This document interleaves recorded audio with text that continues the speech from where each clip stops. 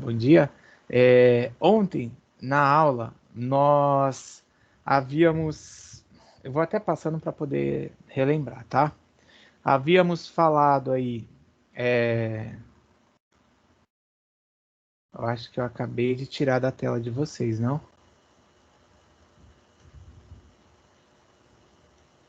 Bom dia.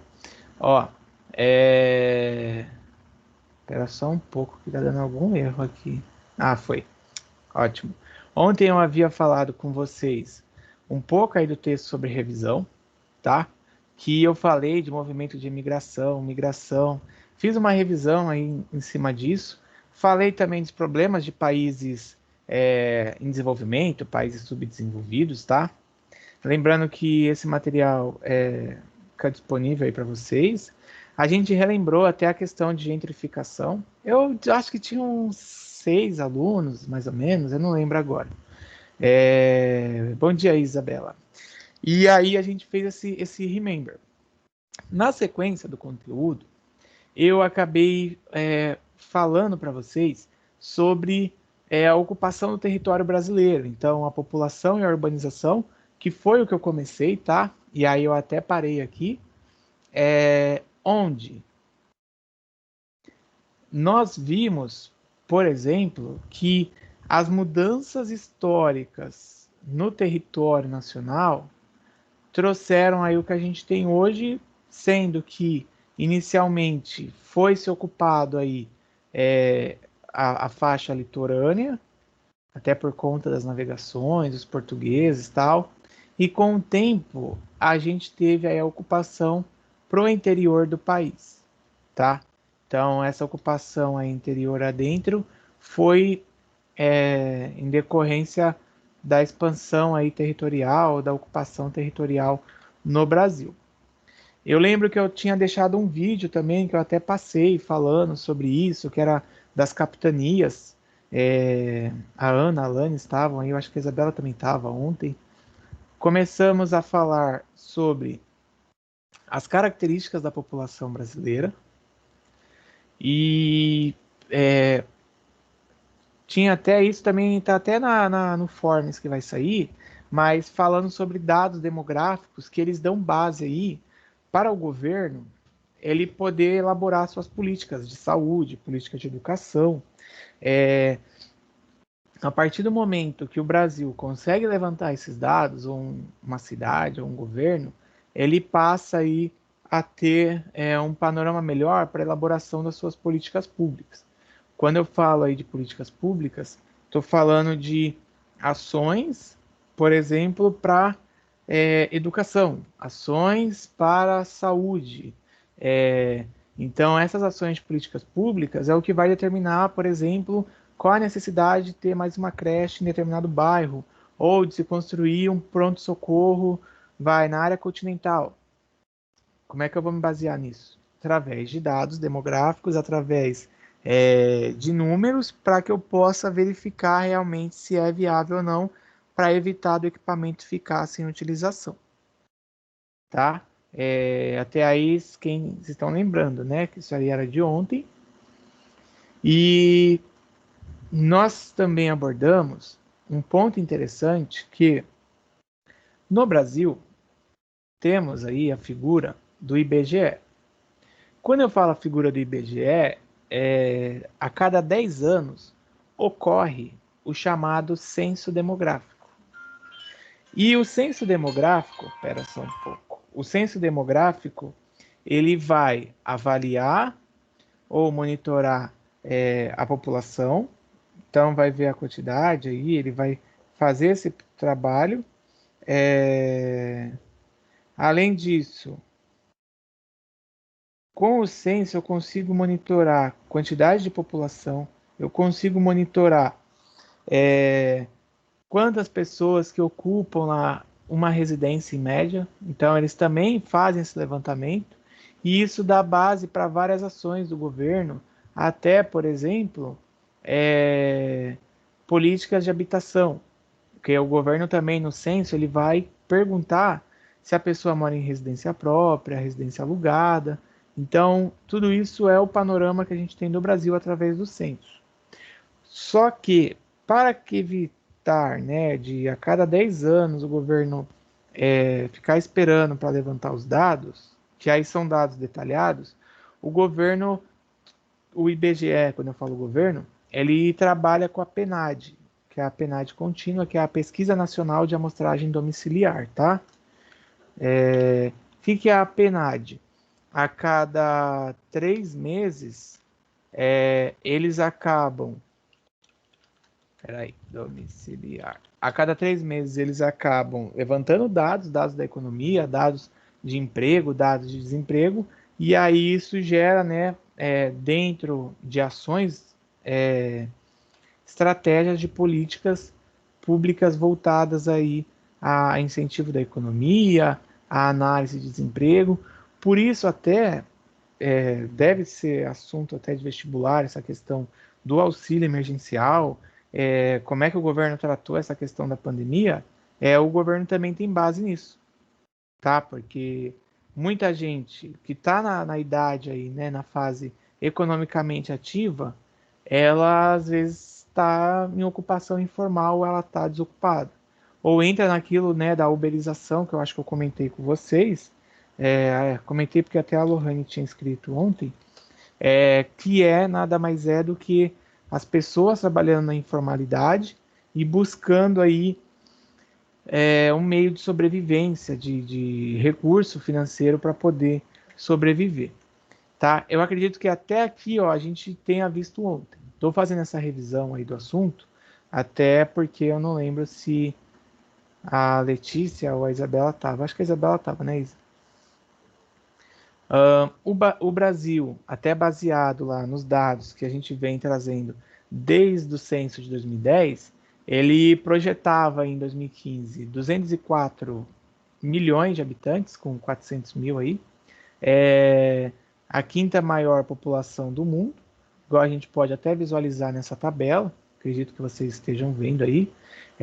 E aí temos, claro, né, a China é o país mais populoso, mas temos também hoje uma mudança. Por isso que é tão importante, né, de você pegar o censo demográfico aí, o censo do IBGE, e você trabalhar com ele a cada 10 anos, pelo menos, para fazer o levantamento das informações. Porque é complicado, uma vez que, se nós não fizermos essa análise, eu vou mudar a tela. Se nós não fizermos essa análise, essa abordagem, o Brasil vai ficar com os dados defasados. Então, um exemplo que eu até citei foi o caso da vacina, Bertioga. Bertioga estava com os dados defasados e recebeu menos vacina do que era para ter recebido. Ou seja, já é um sinal de alerta aí, porque esses dados demográficos ajudam as cidades no planejamento, tá? Então, eu até cheguei a comentar aqui, ó, sobre isso, que eu acredito que eu parei nessa parte, onde os dados do Brasil aí, eles de população, né, acabaram praticamente aumentando em 20 vezes, tá? Desde 1872, no qual nós tínhamos um panorama de crescimento da população. Então, vocês fizeram a pesquisa lá, que eu até pedi, tem a pesquisa que era sobre a taxa aí de natalidade, mortalidade, fecundidade, tá? Mas de lá para cá, houve mudança nesse cenário, houve mudança no panorama. Colei aí o gráfico, daqui a pouco eu mostro, no qual muita gente nascia, e aí foi também fruto aí de imigrações. O Brasil recebeu japoneses, italianos, vieram na época de guerras também para o país, a gente recebeu refugiados e tal, e a característica da população, ela foi se modificando. Claro que aí, a gente até observando aqui que eu tinha comentado ontem, a gente tem 1872, quase 10 milhões de habitantes, e de lá para cá, espera aí que eu fui tentar colar, eu acho que não foi. E de lá para cá, praticamente ao passar, né, não aqui no comecinho do gráfico, mas ó, até aqui o crescimento não era tão expressivo. Aí a gente, passando dos anos 60, cresceu aí quase 20 milhões, um pouco mais aí, em população. Então, a cada 10 anos, o Brasil aumentava 20 milhões a sua população, tá? E claro, de 2010 a 2015 foram 204 milhões, hoje projeta-se 220 milhões, houve um crescimento maior do cenário que a gente tinha, mas tudo isso reflete aí, né, o Camila Paiva, na situação atual do país, que a gente teve aumento de população, a taxa de crescimento do número de população se dá também pelo número de jovens que nós temos. Quando a gente começa a ter uma população jovem, provavelmente a população ela tende a aumentar. Claro que com o tempo há o envelhecimento da população, então há também mudanças nas características de natalidade, de mortalidade e de fecundidade, principalmente, que aí a gente tem a redução dos nascimentos, né? Então, com a redução dos nascimentos, ocorre que a população começa a envelhecer, é o que acontece com Santos, população já com a média de idade mais alta, muitas pessoas idosas escolhem a cidade para viver, e isso já muda o panorama. Até também Santos, por ser teoricamente a capital da região metropolitana, aí, por ter os hospitais, principal meio econômico que é o porto aí e tal, ele mantém uma estrutura, mas passa também, pensando naquilo que eu falei de políticas públicas anteriormente, a se pensar em ações para políticas da terceira idade, tá? Porque o pessoal da terceira idade está aí representando uma maior parte da composição do município. E tudo isso também reflete aí na necessidade do mercado de trabalho e até do INSS. Eu acho que eu tinha comentado ontem sobre essa parte do INSS, que o governo coloca que não há como pagar a previdência, mas se a gente olha o número de pessoas que estão na ativa, né, que estão trabalhando, supera o número de quem está aposentado. E aí o governo busca aí, ou ele coloca vários argumentos para poder mudar a forma da previdência, para poder evitar que lá na frente a gente tenha um colapso e que possamos ainda assim ter a aposentadoria, tá? Que é uma discussão aí que vira e mexe aparece, aí eles botam para o Congresso, aí Paulo Guedes comenta, ou qualquer outro ministro aí, porque é uma situação preocupante com esse aumento da população idosa e também, né, até falando aí de um outro comentário que ele tinha feito, sobre a expectativa de vida do brasileiro que tem aumentado. Então, isso se dá, de novo, né, voltando lá ao que eu tinha falado, políticas voltadas para a saúde, então, o avanço na medicina, a população vivendo mais, então também a gente tem um reflexo. Tranquilo? Caio, seja bem-vindo.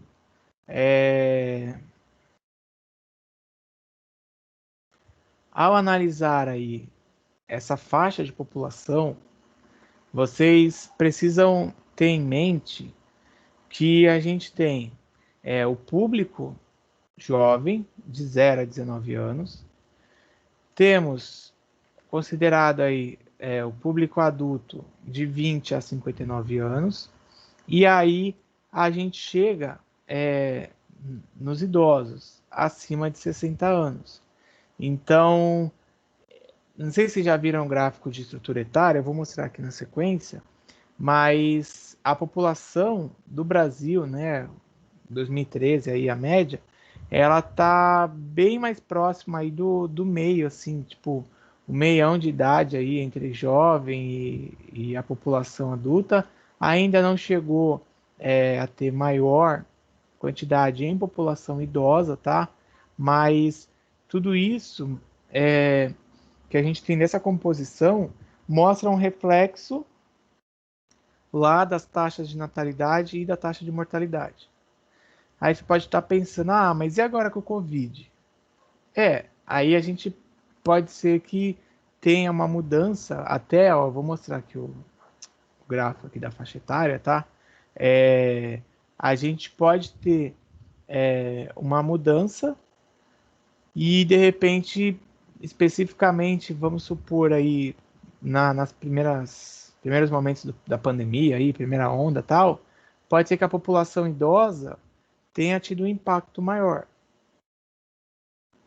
Porque na primeira onda, no primeiro momento, a população idosa era quem estava sofrendo mais com a pandemia, certo? Aí depois passaram-se aí a ser vacinados e tal, e agora a gente tem sendo afetado a população aí da idade mais, classe mais média aqui, ó, da idade aqui, esse meião aqui, sendo mais afetado. E o resultado disso é variante aí do Covid, jovens também estão morrendo, e a pirâmide etária ela vai sofrer sim uma alteração. Aí você fala assim, professor, mas foram 400 e poucos mil aí, não lembro se chegou a 500 mil, mas a gente já tem, e até também saiu um estudo essa semana, não sei se vocês acompanham as notícias, mas falando sobre o número de nascimentos de bebês foi menor nesse último ano. Tipo, em um ano aí considerando, houve uma diminuição. Talvez até porque as pessoas, né, ficaram aí com medo de engravidar diante desse cenário de incerteza, de pandemia, de hospital com risco de contaminação, e toda a situação que vocês, claro, já devem ter ouvido falar, ou já devem ter conhecido alguém que acabou ficando com Covid, indo para o hospital, e toda aquela situação que acaba preocupando.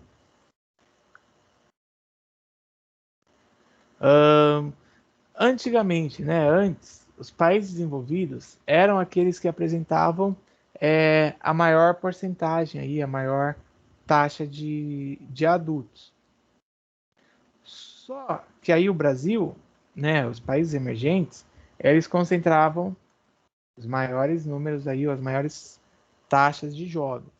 Hoje teve um aumento, então assim, com a redução da natalidade, com a taxa de natalidade, e com o aumento da expectativa de vida, a gente começa a ter uma concentração maior, e aí até voltando aqui, né, nessas faixas aí, mais ao meio, subindo um pouco mais ali, ó, se perceber de 45 a 60 anos, a gente tem um público considerável aí, e começa você ter a população adulta vivendo um pouco mais. Tá, claro, chegando à fase idosa aí e vivendo um pouco mais. O envelhecimento da população, gente, se vocês analisarem de forma global, é um fator que era esperado. De novo, os avanços da medicina, né, acabam fazendo isso. E aí os países já se preparam, aí os emergentes, para ter aí um público idoso maior, tá? Eu acredito que ontem até comentei, né, o problema da Itália, que a Itália teve quando chegou lá o Covid, porque a sua população muito idosa, a população da Itália foi impactada de forma que eles tinham que escolher quem ia viver e quem ia morrer, então olhavam quem tinha menos condições, infelizmente deixavam a pessoa para morrer porque não tinha estrutura, claro, né? Ninguém estava preparado para esse cenário aí de pandemia, cenário de uma doença que ia sobrelotar, sobrecarregar aí os hospitais, mas o mundo agora já está mais atento e esse cenário da população idosa leva aí a gente a pensar até em novas políticas de saúde. Então, essa relação da geografia com o governo, a relação da geografia com saúde, e observando essa questão das faixas, da pirâmide etária, já começa a dar um sinal de alerta. Por isso, né, novamente, o IBGE ele exerce um papel tão importante de trazer os dados para que o governo possa tomar as decisões. Tá? E não, né, igual, acaba acontecendo, mesmo tendo os dados, mas acaba acontecendo. Nós vamos inaugurar aí um programa para saúde lá do jovem. Tá, mas qual é a prioridade. Se não olha qual é a prioridade, o governo pode apenas descartar o recurso ou usar o recurso de forma mal empregada.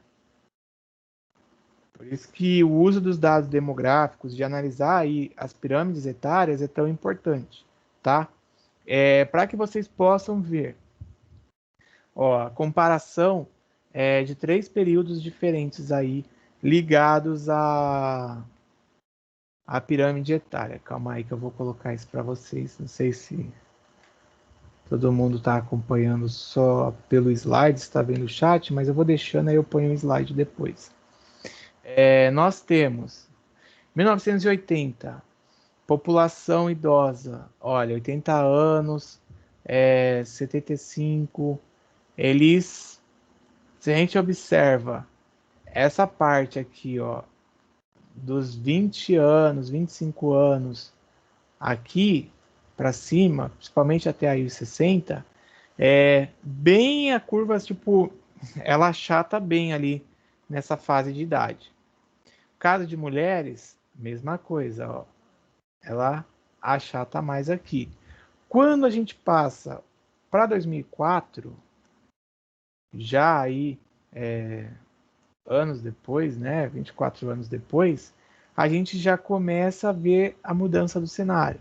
Então, já há um aumento aqui, ó, e aí a população também jovem teve um crescimento, mas a gente teve principal acentuação essa população adulta, porque a população passa já a ter uma maior expectativa de vida e, sobretudo, aí as mulheres, né, que acabam levemente aí sendo em população maior do que os homens a sua quantidade. E em 2013 o cenário também fica parecido. Deixa só eu limpar aqui, ó. Pronto. Em 2013 o cenário também é parecido, tá? A gente tem só uma retração aqui nessa faixa um pouco mais abaixo, e aí a população com mais de 80, 75, ó, até 60 aí, a gente tem um pequeno aumento comparando aí o gráfico, tá? Ó, porque aqui 60, ó, e aqui 60 ele já representa aí quase no 2% da população. Então, essas mudanças, somente ó, no público feminino, que aumenta aí a expectativa de vida. Até aí tudo bem, porque eu estou falando e vocês não falam nada, eu não sei se vocês estão entendendo, se estão em dúvida, estão olhando esse gráfico, tá falando, meu Deus, que gráfico é esse que eu não sei da minha vida, que eu nunca vi. Tudo bem? Ana Clara. Olha, na hora, hein? Caio, Isabela. Maria. Não tem Maria na sala? Tranquilo. Letícia. Bom, vou continuar. Alanes também. Beleza? Então tá. Importante, até como eu comecei esse assunto da aula ontem, né?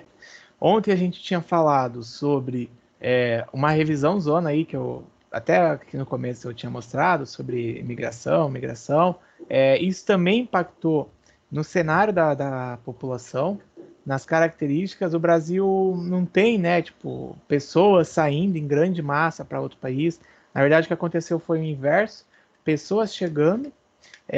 Essa chegada das pessoas modifica também, e agora aí, até mais um outro ponto, que se o IBGE fizer o censo, que tá empacado lá, era para ter feito e não fizeram no passado, esse ano iam fazer, também já não sabem. A gente tem a figura agora dos venezuelanos que estão aqui, mudou aí o cenário. Alguns refugiados da África também que vieram para cá, também mudou o cenário, e a população vai ter aí uma mudança nas suas características, tá? Então, o governo ele tem que estar atento a esses pontos, porque esses dados demográficos aí, essa pirâmide etária, os dados estatísticos, eles vão mostrando qual é a situação que a gente tem. Para vocês perceberem aqui a evolução aí da população, ó, dos anos 80 para frente. Espera aí que eu vou avançar. Eu deixei aqui o gráfico detalhado, mas como eu já falei, tem cada um deles aqui ampliado. Ó, a parte da evolução. 1980, de 0 a 24 anos, a população era a maior faixa etária, maior concentração. 2004, de 5 a 34 anos, a gente, agora eu até mostrei lá, né, que ficou mais no meio, assim, foi ampliando ali, foi aumentando a participação. 2013, o meio da pirâmide, aí houve uma maior equalização, uma maior divisão aí da quantidade, tá, no meio da pirâmide. Percebe que a população idosa, igual eu tinha citado, ela teve um aumento, então a participação da população idosa cresceu. A de 0 a 4 anos diminuiu, então os nascimentos aí foram se reduzindo. E com isso, houve a necessidade da criação, tá? Isso não é de agora, mas desse cenário aí dos anos 2000 para frente, da criação do Estatuto do Idoso. Porque o Estatuto do Idoso, olhando até o cenário do envelhecimento da população, olhando a situação que o Brasil estava caminhando, foi necessário aí colocar o Estatuto do Idoso, tá? Então, a pessoa idosa aí, ela teve uma trajetória, né, para que se pudesse chegar. Em 94, colocaram a Política Nacional do Idoso. Aí, com esse avanço, em 2003, chegou oficialmente aí o Estatuto do Idoso, porque ele visa a garantia dos direitos da pessoa idosa. E aí são vários os direitos. Não sei se algum professor já falou disso, tal, mas a questão de violência contra o idoso, a questão de internação, ele tem que ter o acompanhamento. Um outro ponto aí que é interessante é o transporte público, a gratuidade, também está previsto na lei. Tudo são formas de garantir ao idoso condições, digamos, um pouco melhores aí, porque o idoso ele acaba sendo impactado, por claro, questão da saúde, por várias variantes, como a aposentadoria, que nem sempre dá para comprar o remédio, a situação financeira, que aí já começa a complicar, filhos que às vezes o pai que cuidou a vida toda, a mãe, e aí vai lá e acaba cometendo violência, pega o dinheiro da aposentadoria, então eles têm atendimento prioritário, tudo para evitar que eles acabem sofrendo aí, garantir uma condição mínima, tá? Então o idoso acaba tendo essa garantia através do estatuto. Isso que eu estou falando está até aqui, ó, na continuidade, porque vocês já devem ter visto isso em algum momento da vida aí, quanto a prioridade, caixa preferencial, tem idoso também, caso ele chegou lá na idade, não consegue se alimentar, não tem condição, não tem aposentadoria, ele não conseguiu contribuir, de repente trabalhou na zona rural e aí veio para a parte urbana, não conseguiu contribuir, ele tem garantia de uma aposentadoria, tá? Quando eu falo aposentadoria, é uma pensão que o governo acaba colocando, claro que tem que se comprovar, né? Mas consegue, e isso é para garantir a melhor condição.